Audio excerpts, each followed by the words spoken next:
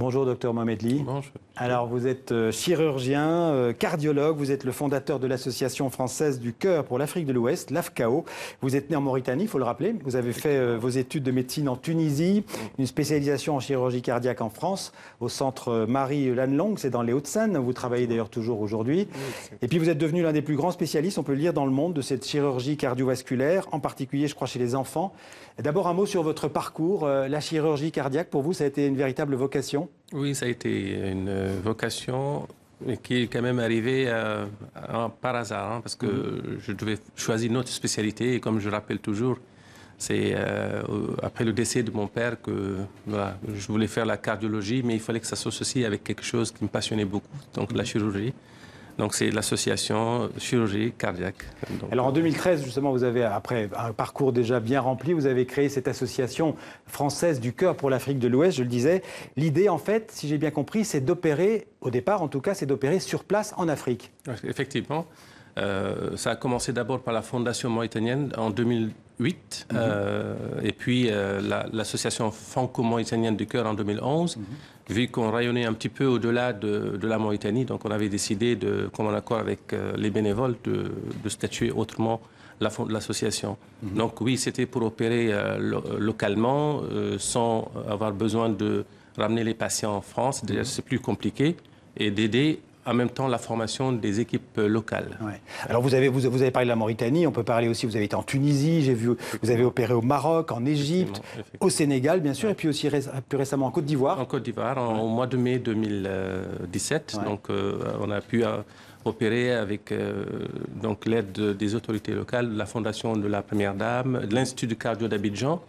On a pu faire 25 patients en moins de 5 jours, donc avec un franc succès. Alors vous ne faites pas ça tout seul, vous êtes toute une équipe. Je suis heureusement, et c'est ça la force de l'AFCAO, avec une équipe qui m'accompagne depuis plus de 12 ans.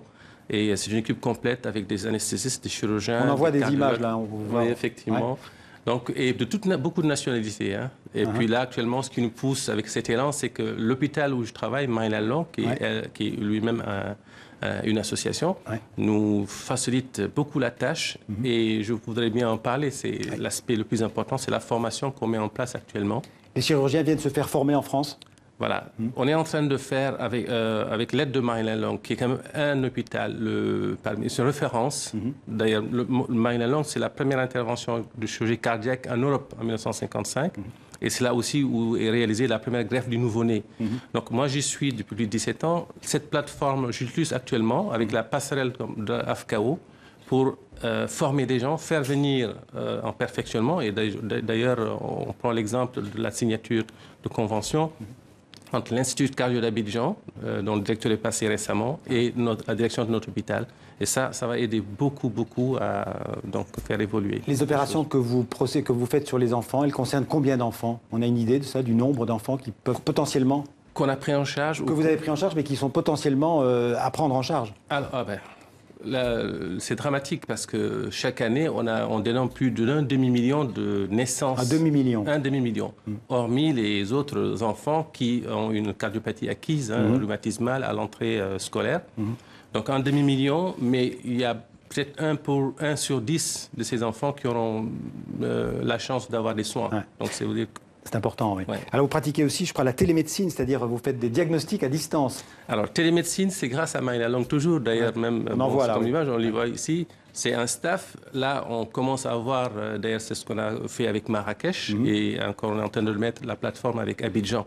Je pense que c'est un des moyens actuellement pour pouvoir vulgariser les techniques et de faire les bons diagnostics avant de se déplacer ou de prendre les enfants en charge. Alors, docteur Ly, vous allez ouvrir bientôt un centre de chirurgie à Dakar, au Sénégal. Comment ça se passe?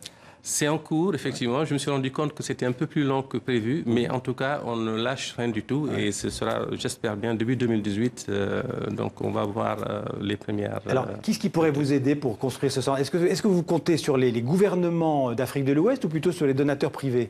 Je pense que je laisserai au gouvernement de s'occuper plutôt de la santé primaire, de la santé aussi secondaire, parce que rien n'est encore réglé. On ne peut pas demander au gouvernement encore de consacrer, parce que ça va coûter très cher. On ne va pas se substituer aussi à ces gouvernements, mais nous pensons qu'il faudra apporter quand même des moyens, et des moyens humains, des moyens financiers. C'est pour ça que nous faisons appel à des donateurs, vraiment des mécènes, pour qu'ils nous aident afin de concrétiser notre projet. Donc le mécénat privé. Merci en tout cas, Dr Mohamedi, d'être venu en parler sur le plateau de 64 minutes. On suivra vos efforts